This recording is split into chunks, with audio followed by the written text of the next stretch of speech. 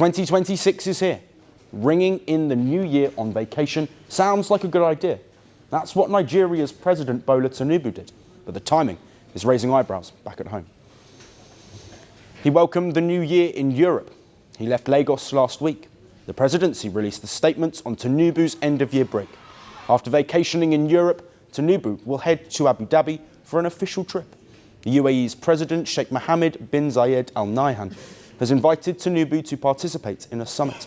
It is called Abu Dhabi Sustainability Week. The summit is scheduled to take place in early January, and after wrapping up the summit, Tinubu is expected to be back in the country. But the timing of Tinubu's Europe trip couldn't be any worse. Right now, Nigeria is facing a double whammy.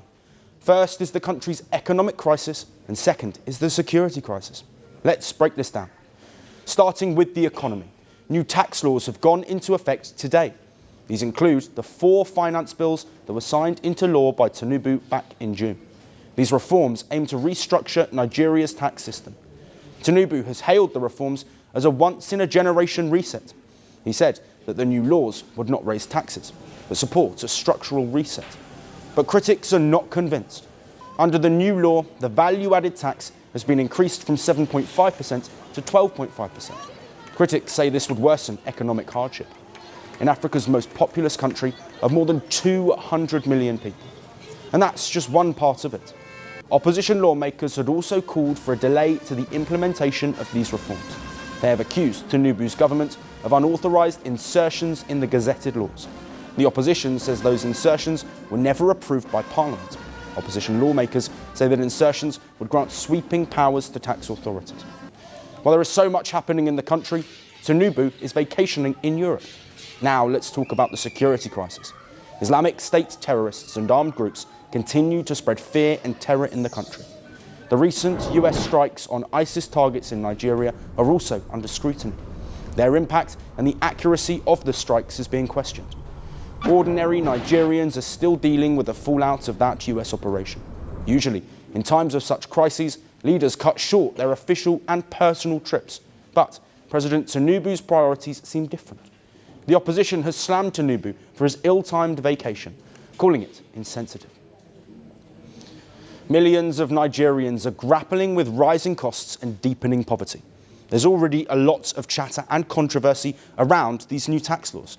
People's trust in the government seems to be fading at an alarming pace. Nigeria's security woes are far from over, but President Tinubu is abroad. I'm bothered and I'm faced by the chaos.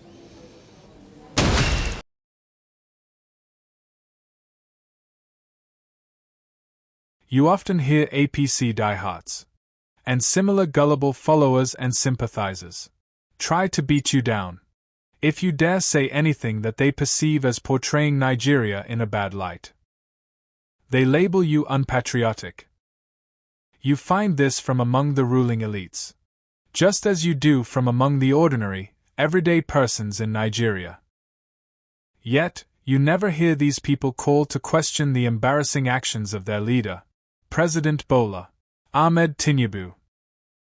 On what planet is it okay for the president of a country to think that is it acceptable to go on a leisure holiday to a foreign land, when his country is burning, stay in that foreign land, and record a New Year message for his people from the comfort of that foreign land?